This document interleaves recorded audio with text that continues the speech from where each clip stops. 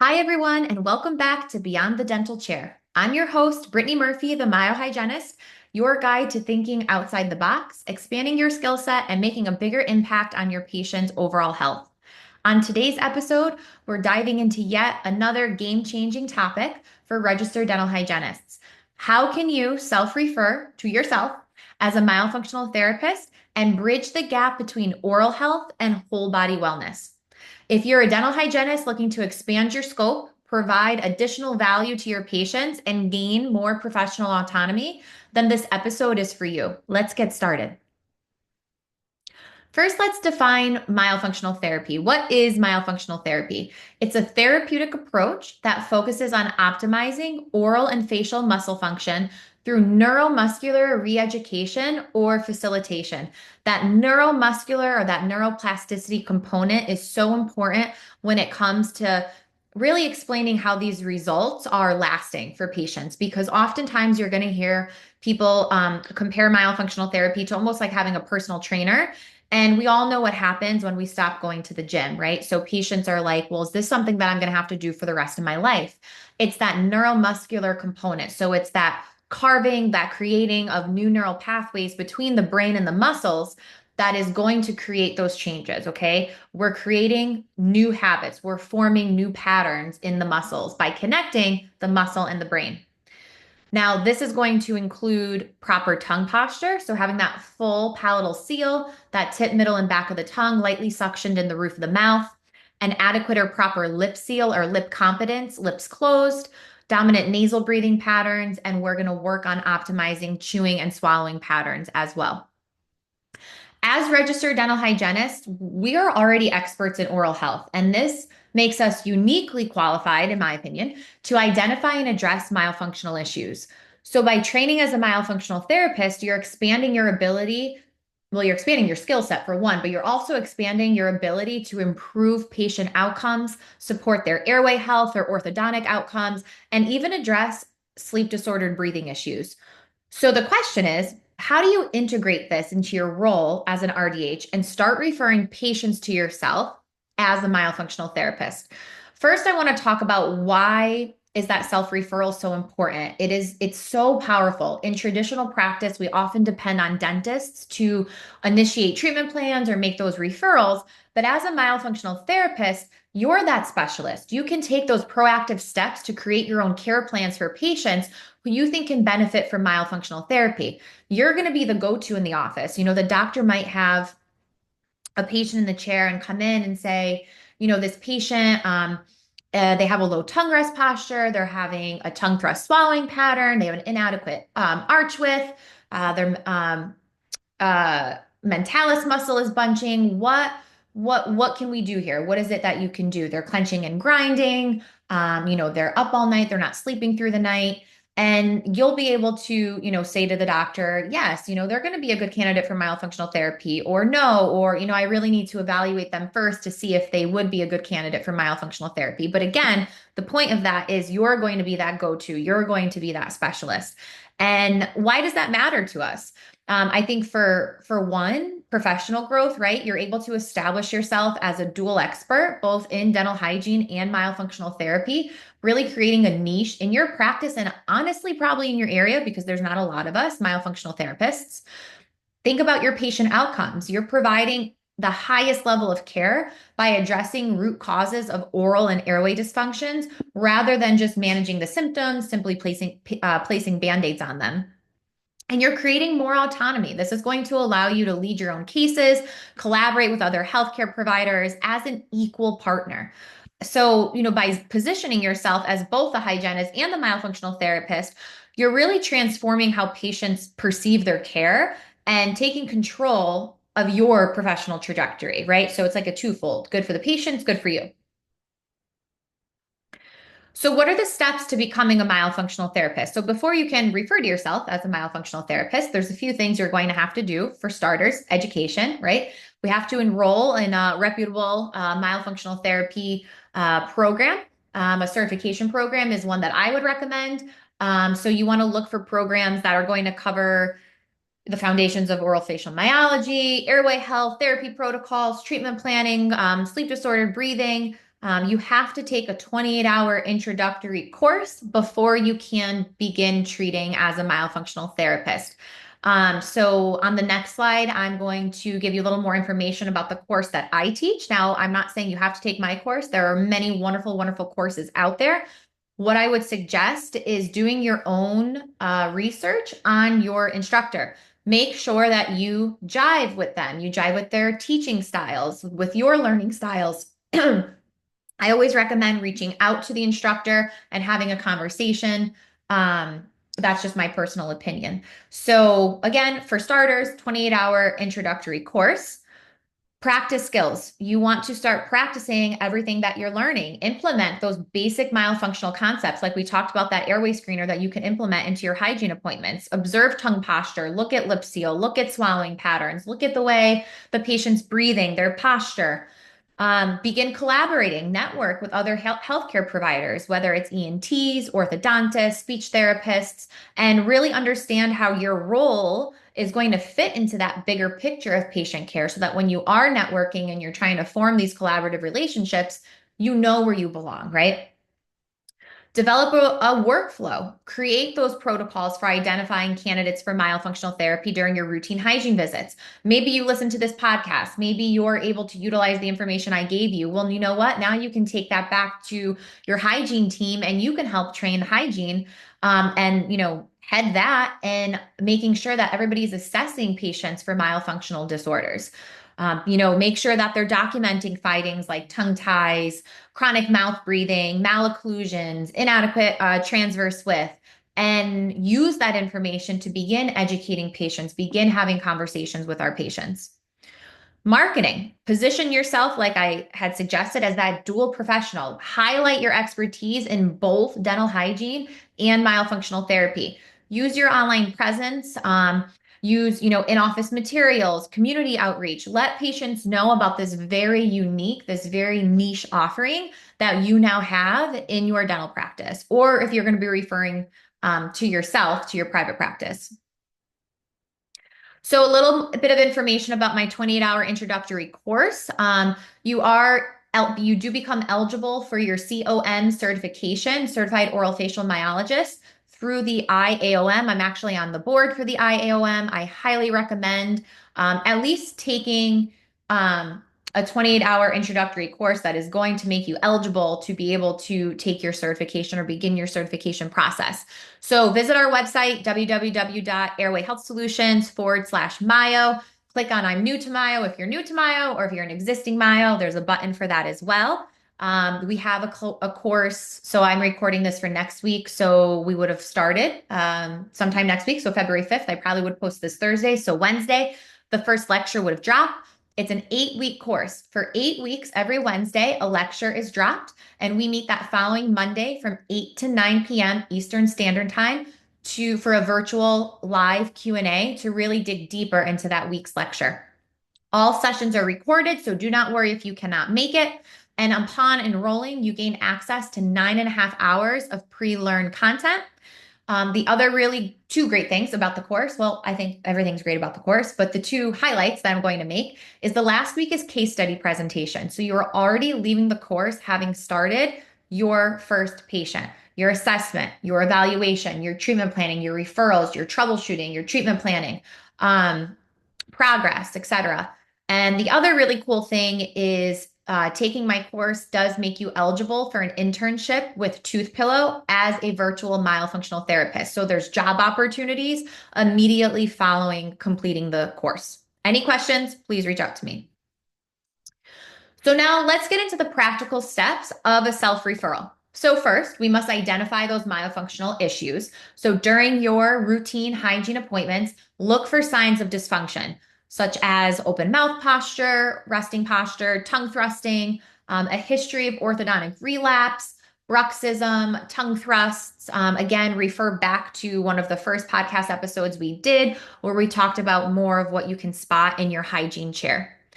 Education. Education is the foundation of everything. We need to be able to explain that connection between their oral health and their overall wellness and whatever the dysfunction is that we're seeing. Visual aids work great. So tools like intraoral cameras, showing them what you're observing. You can use visual aids, pictures, maybe have like a laminated picture of the Malin potty scoring system. You can have a laminated picture of, I'm thinking of that tongue posture, and I can link this in the group, but I'm thinking of there's a picture out there where it's ideal tongue posture and poor tongue posture, and it shows the difference in occlusions. Introduce the idea of myofunctional therapy to the patient. So share how myofunctional therapy can address specific concerns that they're presenting with, such as improving their breathing, jaw alignment, jaw pain, even sleep quality. Always relate it back to the patient's chief complaint or concern. Create a care plan. Transition that patient into a myofunctional therapy program under your care. Now, this should be done through a dedicated therapy appointment. We don't want to mix our RDH hat and our myo hat. You're either going to be Brittany Murphy, the RDH, or Brittany Murphy, the myofunctional therapist when you're treating. Okay. Follow up, regularly monitor progress, of course, make adjustments as needed, keep other collaborative providers on your team informed of the progress that you're making or any issues. You have that team, utilize them. If you feel like you're at a roadblock, like two brains are better than one, five brains are better than one. Document those improvements, share those results. It really is just going to help reinforce the value of the therapy with the patient, with your collaborative providers, and with your doctor and staff, especially if your doctor or staff is kind of hesitant to begin utilizing your referral or bringing myofunctional therapy into the practice. Keep these case studies, use them to show this is the proof, okay? So one of the biggest concerns that many RDHs have is how to make that self-referral feel natural and not weird and not like a sales pitch. And the key here is education and patient-centered care.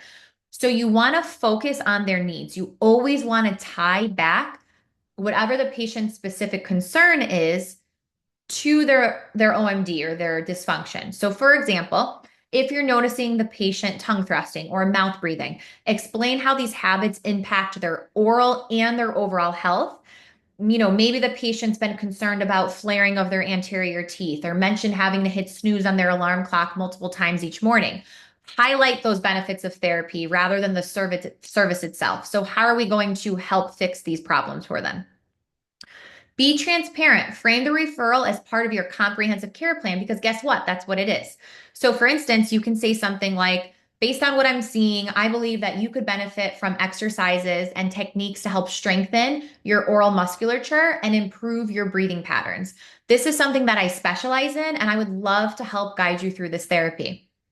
As I mentioned before, use visual tools, intraoral cameras, diagrams to help illustrate your observations. It's going to help create a collaborative discussion rather than like a one-sided recommendation where they just kind of have to take your word for it and not really knowing what exactly it is you're talking about.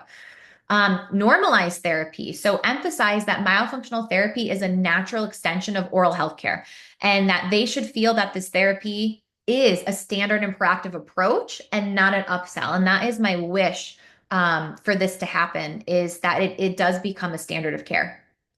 So by focusing on education, that collaborative piece, and really making it patient-centered care, you're going to help build that trust, build that confidence, and make that self-referral more seamless and have that value as part of your practice. This doesn't want to slide. Come on, go to the next slide. Right? I didn't skip a slide, did I? No. Okay. Doesn't want to work today. All right, here we go.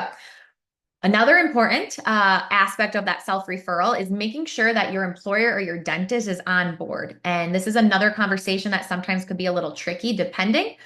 So here are just a few tips for how to have that conversation. So again, education, foundation of everything. Start by explaining what myofunctional therapy is, because guess what? They probably don't know, and how it complements dental care. Literally every single dental treatment plan, I believe that there's a piece for myofunctional therapy in. So highlight how addressing oral dysfunctions can improve their treatment outcomes and enhance patient satisfaction, all while saving them valuable chair time. I mean, which doc is not going to be on board with that, right? Share the benefits. Emphasize how Adding myofunctional therapy can increase the value of their practice by offering cutting edge holistic care. It can also help attract patients who are looking for airway focused providers or wellness oriented dental service because guess what? People are Googling that. I check on my website, like what brings people to my website the most and what terms they're kind of typing in Google. Um, I'm telling you, especially since James Nestor's Breath book, people are looking for these services. Be collaborative. So frame the conversation as it's a team effort. So, for example, you can say something like, I've noticed that some of our patients could really benefit from myofunctional therapy to address underlying issues like tongue posture or mouth breathing. And I'd really like to work together. I'd really like to work together to implement this as an additional service to be able to offer to our patients in the same four walls. Provide the data. They all want to see data. So share case studies, share research, show those benefits of myofunctional therapy. This can help your employer see that clinical value and understand why it's worth supporting your role and your education in myofunctional therapy. We have a lot of RDHs that sign up for a course where their doc actually pays for their education or at least splits it 50-50. So this is something that you can also discuss. And I think clarifying your role is really important. So make sure that the employer understands that this is really about enhancing care and not competing with other providers. And, reiterate that you're still fully committed to your role as a dental hygienist because we can't forget the production that we bring into an office as a dental hygienist, but that this therapy is just going to be an extension of what you're doing, right? It's just only going to bring more profit into the practice, more enhancement, of your patient-centered care treatment plans. So approach the conversation with confidence. Okay. You are a specialist. Be confident. Have that collaborative mindset, and you will gain that support and you will have a smoother integration of this self-referral into your practice. Regardless, you're really going to be making this referral to yourself, whether you're in private practice or you're working out of your dental office. Because again, I can't stress enough, you're either Brittany Murphy, the RDH, or Brittany Murphy, the myofunctional therapist. You want to keep those roles very separate when you're working in a dental practice. Okay. So you might be wondering, should you hand out your own business cards as a myofunctional therapist? Now, this is going to depend on your practice setup and what you and your employer have agreed to. So if you're working within the dental office and offering myofunctional therapy, you might want to design a dual branded card that reflects both your roles.